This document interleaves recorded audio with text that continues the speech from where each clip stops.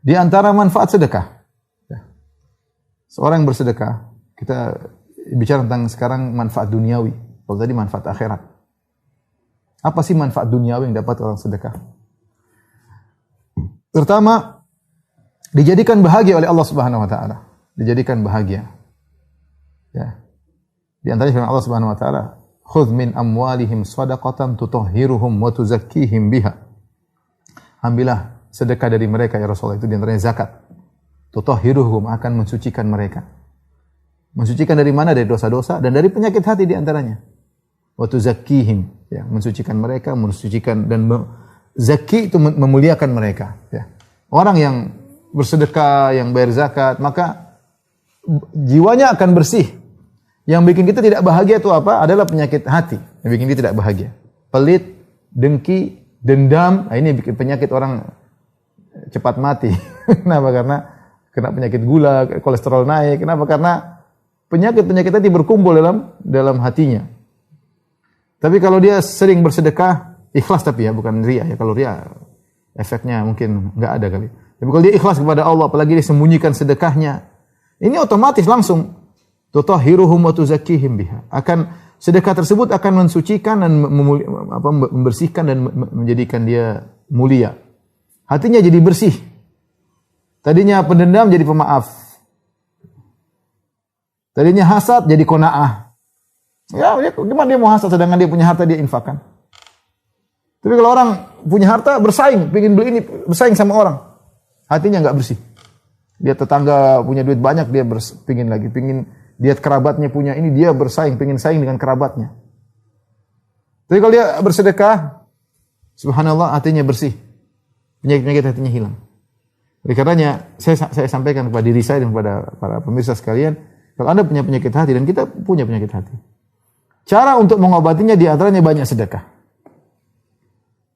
Dengan sedekah, ini kita berjuang membersihkan penyakit hati. Dan kalau Anda sudah hatinya bersih, Anda bahagia. Makanya saya bilang sedekah ini mendatangkan kemanfaatan duniawi, di antaranya menjadikan seorang bahagia.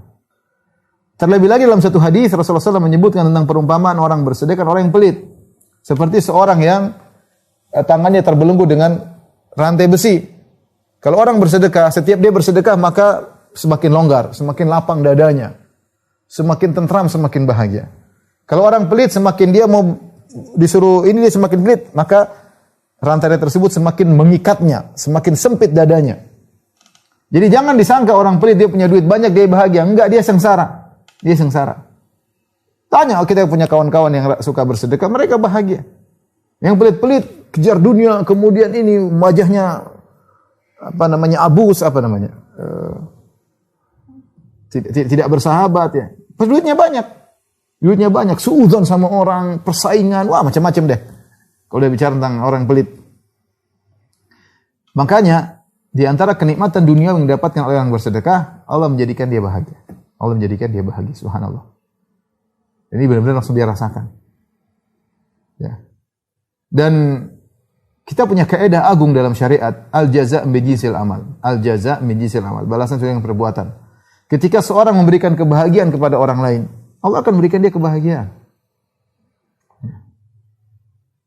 Di antara ibadah yang sangat agung adalah memberi kebahagiaan kepada orang lain. Sering kita sampaikan dalam banyak pengajian kita.